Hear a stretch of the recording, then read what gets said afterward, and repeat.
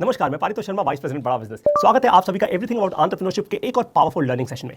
ये वीडियो बहुत ही ज्यादा जरूरी है आप सभी बिजनेस ओनर्स के लिए, क्योंकि मैं आपको बताने वाला हूं कि कैसे ढूंढें एक सही को फाउंडर्स का होना बहुत ही क्रिटिकल होता है किसी भी वेंचर के लिए। वैसे ऐसी बहुत सारी कंपनीज हैं जो सिंगल फाउंडिंग ओन्ड कंपनीज भी हैं, पर को फाउंडर अगर आपके साथ होगा तो उसके बहुत सारे एडवांटेजेस हैं। इस वीडियो को हमने डिवाइड किया है 3 पार्ट्स में, व्हाट, व्हाई और हाउ, यानी कि को फाउंडर क्या होता है, क्यों जरूरी है आपके बिजनेस के लिए, और कैसे आप ढूंढेंगे अपने बिजनेस के लिए एक सही को फाउंडर। मैं आपको 8 स्टेप्स दूंगा, 8 टिप्स दूंगा इसके लिए। बहुत ध्यान से आप नोट जरूर बना लीजिएगा।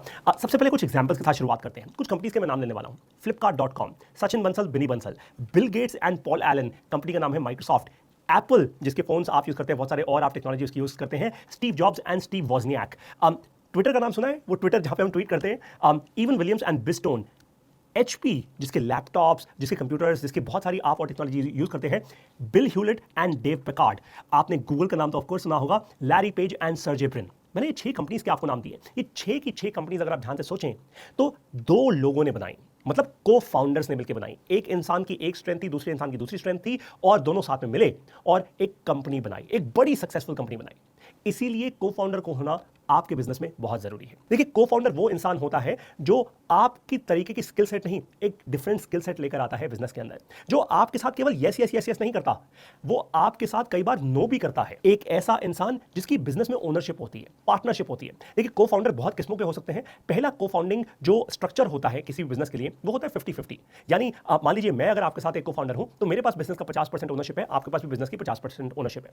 कुछ को फाउंडर्स होते हैं जिनकी ओनरशिप अलग अलग होती है। मान लीजिए अगर एक बिजनेस के अंदर 4 को फाउंडर्स हैं, तो हो सकता है कि 25-25-25% सारे को फाउंडर्स के पास हो बिजनेस का स्टेक, या फिर यह भी हो सकता है किसी एक को फाउंडर के पास ज्यादा स्टेक हो, किसी दूसरे को फाउंडर के पास कम। ये स्टेक को समझना बहुत जरूरी है, क्योंकि देखिए कोई भी इंसान को फाउंडर क्यों बनता है? केवल मंथली सैलरी कमाने के लिए नहीं, केवल कुछ पैसा बनाने के लिए नहीं। को फाउंडर वो इसलिए बनता है क्योंकि एक तो उसमें पैशन होता है, वो प्रॉब्लम सॉल्व करने के लिए, वो वेंचर बनाने के लिए उसका विजन वो होता है, और साथ में उसको पता है कि मेरा जो स्टेक है, जिस दिन मेरी ये कंपनी अगर बड़ी हो गई, हमने सही मेहनत कर ली, तो ये स्टेक लाखों करोड़ों रुपए का बन जाएगा, तब मैं बड़ी वेल्थ क्रिएट कर पाऊंगा। इसलिए कोई इंसान को फाउंडर बनता है। तो सबसे पहली दुविधा जो आपको सॉल्व करनी है को फाउंडर को ऑनबोर्ड करने से पहले, वो ये कि आप अपने को फाउंडर को कितना स्टेक देंगे। क्या आप 50-50% की हिस्सेदारी देंगे या कम? इस पूरी दुविधा को सॉल्व करने के लिए क्लियर एक फ्रेमवर्क है। आपका को फाउंडर क्या स्किल सेट लेकर आ रहा है आपके बिजनेस के लिए, कितना वो क्रिटिकल स्किल सेट है, और दूसरा कि आपके को फाउंडर ने एक्चुअली कितना पैसा इन्वेस्ट किया आपके बिजनेस के अंदर। ध्यान से सुनिए मेरी बात। देखिए, काफी बार ऐसा भी होता है कि को फाउंडर का स्किल सेट इतना इंपॉर्टेंट है कि बिना उसके स्किल सेट के आपकी कंपनी कभी आगे बढ़ेगी नहीं। तो फिर हो सकता है वो पैसा ना इन्वेस्ट करें। पर अगर वो को फाउंडर कुछ ऐसा स्किल सेट लेकर आ रहा है जो आप वैसे भी मार्केट से उठा सकते हैं, यानी आप किसी को हायर कर सकते हैं, तो उसका कंपनी में पैसा लगाना जरूरी है। अब जब पैसे की बात आती है तो पैसा कैसे इन्वेस्ट हो? मान लीजिए अगर आप एक स्टार्टअप की शुरुआत कर रहे हैं, यानी एक कंपनी है, बहुत ही छोटी है, केवल शुरुआती स्टेजेस पे है, तो को फाउंडर्स इकट्ठा, मान लीजिए आपने 5 लाख रुपए या 10 लाख रुपए की आपने कैपिटल से शुरू की अपनी स्टार्टअप, या केवल 1 लाख रुपए की कैपिटल से शुरू की, तो एक को फाउंडर ने डाला 50,000 रुपए, दूसरे को फाउंडर ने डाला 50,000 रुपए, दोनों को अपने अपने शेयर्स मिल गए। अगर आपकी ऑलरेडी एग्जिस्टिंग कंपनी है, यानी 1-2 साल आपने खुद कंपनी चला ली और उसके बाद आप किसी को फाउंडर को लेकर आ रहे हैं, तो आप उस को फाउंडर को बहुत अच्छे से ये समझाइएगा कि देखिए, जब मैंने कंपनी की शुरुआत की थी, जब हमने पेड अप कैपिटल इसमें डाला था, तब हमारे हर शेयर का प्राइस 10 रुपए का था। आज उसी शेयर का प्राइस 15 रुपए का हो चुका है। तो आपको अगर को फाउंडिंग स्टेटस चाहिए इस कंपनी के अंदर, तो आपको इतना पैसा इस शेयर प्राइस पर लगाना होगा, फिर हम उस प्राइस पे आपको वो शेयर्स अलॉट कर देंगे कंपनी के अंदर। को फाउंडर का एक बहुत ही इंपॉर्टेंट रोल होता है, वो है स्किल सेट। ध्यान से समझिएगा इस बात को। अगर मान लीजिए आपकी कंपनी एक टेक्नोलॉजी कंपनी है, पर आप खुद टेक्नोलॉजी से बहुत अच्छे से वाकिफ नहीं है, आपको पता है कि क्या प्रॉब्लम है, कैसे सॉल्व होगी, प्रोडक्ट आपको थोड़ा बहुत समझ आता है, पर आप प्रोडक्ट बना नहीं सकते, आप कोड खुद नहीं लिख सकते, तो आपका जो को फाउंडर है वो एक टेक को फाउंडर होना चाहिए। ये कुछ क्रिटिकल स्टेप्स हैं जो आपको पहले समझने हैं। जो मैंने अभी आपको बताया, ये बेसिस है, ये फाउंडेशन है एक अच्छा को फाउंडर ढूंढने का। अब बारी आती है कि को फाउंडर कहां मिलेगा। देखिए, कोई भी को फाउंडर लार्जली वो इंसान होता है जिसके साथ आपने ऑलरेडी अपने जीवन में कहीं ना कहीं काम किया होगा, क्योंकि आप किसी भी बिजनेस पार्टनर को अपने बिजनेस में ऐसे नहीं लेकर आ जाएंगे कि आपको कोई भी राह चलता इंसान मिला, बड़ा अच्छा दिखा आपको वो इंसान, या आपने कभी टीवी में किसी का इंटरव्यू देख लिया, आपको लगा अरे वाह, इस इंसान में तो बड़ी सारी अच्छी क्वालिटीज हैं, बहुत अच्छा स्किल सेट है, अच्छा बोल लेता है, सब कुछ है, इसको को फाउंडर बना लेता हूं। ऐसा कभी नहीं होता। देखिए, को फाउंडिंग रिलेशनशिप एक शादी की तरह होती है। जिस तरीके से पति पत्नी का एक रिलेशनशिप होता है जो हमेशा लंबा चलने के लिए होता है, ठीक उसी तरह उतना ही गाढ़ा रिलेशनशिप होता है को फाउंडर्स का। आपकी बिजनेस की जर्नी में अच्छे समय भी आएंगे और बुरे समय भी आएंगे। तो को फाउंडर वो इंसान है जो बुरे समय में भी आपके साथ टिका रहेगा, ऐसे भागेगा नहीं। तो इसलिए ध्यान रखिए, को फाउंडर्स हमेशा वो लोग होते हैं जिन्होंने अच्छा खासा कुछ समय बिताया हो, साथ रहे हो। जैसे मैंने आपको कुछ एग्जांपल्स दिए। अगर आप फ्लिपकार्ट में सचिन बंसल और बिनी बंसल की बात करें तो वो अमेजॉन में इकट्ठा काम किया करते थे। अगर आप बात करें लैरी पेज और सर्जी ब्रिन की, जो कि जिन्होंने गूगल कंपनी बनाई, तो वो पहले से ही स्टैनफोर्ड में इकट्ठे पीएचडी अपनी डॉक्टरेट कर रहे थे। वो एक दूसरे को जानते थे, एक दूसरे के साथ समय बिता चुके थे, एक दूसरे की लाइक्स और डिसलाइक्स को समझते थे, उनका विजन सेम था, वो सही सोचते थे, सिमिलर सोचते थे, और दोनों के स्किल सेट बहुत डिफरेंट थे। तो ये आपको समझना है कि को फाउंडर वो इंसान ना ले आए आप गलती से जो आपको, जिसके साथ आपको समय बिताना बड़ा अच्छा लगता हो, क्योंकि वो आपकी हर बात में हाँ बोले। ऐसा इंसान आपके लिए सही नहीं है। अब मैं आपको बताऊंगा 8 वो स्टेप्स या 8 वो टिप्स जिससे कि आप अपनी कंपनी के लिए, अपने बिजनेस के लिए सही को फाउंडर ढूंढ सकते हैं। सबसे पहली बात, को फाउंडर ढूंढने से पहले उसका केआरए लिख लीजिए। आप क्या काम करवाना चाहते हैं, क्या रोल निभाएगा एक को फाउंडर बिजनेस में। देखिए कई बार क्या होता है कि को फाउंडर जब बिजनेस में आता है उसको लगता है अब तो मैं इस बिजनेस का ओनर हूं, और क्योंकि मैं ओनर हूं तो मैं सबका बॉस हूं, तो सारे लोग अब मुझ में रिपोर्ट करेंगे, अब मैं जो चाहूं कर सकता हूं। पर ध्यान रखिए, कई बार को फाउंडर्स में लड़ाई केवल इसी कारण से होती है, पार्टनर्स में लड़ाई केवल इसी कारण से हो जाती है कि मैं ये काम नहीं करूंगा, मैं क्यों करूं, मैं तो बॉस हूं।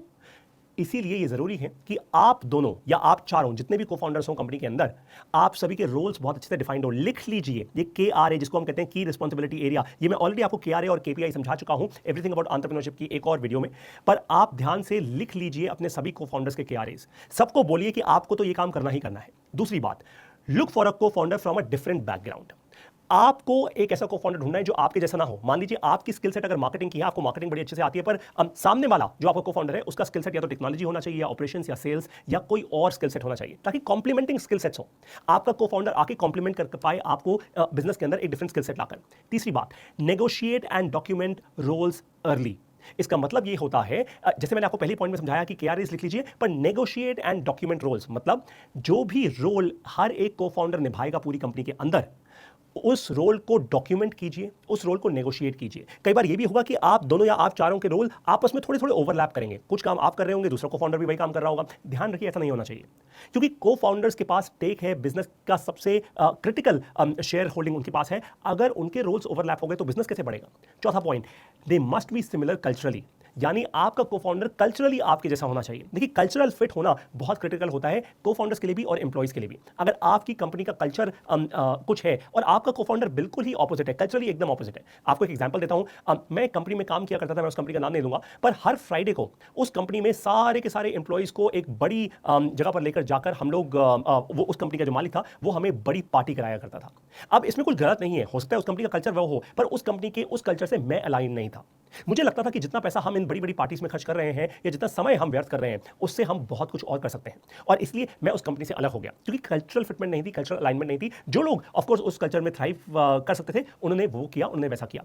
पांचवा point, most cofounders are people that have work together. जैसा मैंने आपको पहले भी बताया है कि को फाउंडर्स, अच्छे को फाउंडर्स, सटी को फाउंडर्स, अच्छे घुलने मिलने वाले को फाउंडर्स वो होते हैं जो पहले जिंदगी में एक दूसरे के साथ काम कर चुके हैं। हो सकता है आपने पहले कभी कुछ साल पहले किसी के साथ काम किया हो, आपको इंसान बड़ा अच्छा लगा हो, आप हमेशा से टच में थे, और अब वो मौका आ गया, वो समय आ गया है जब आप उसके साथ काम करें। तो ध्यान रखिए ये वो इंसान है। मैं आपको दोबारा याद करा रहा हूं, ये शादी की बात है।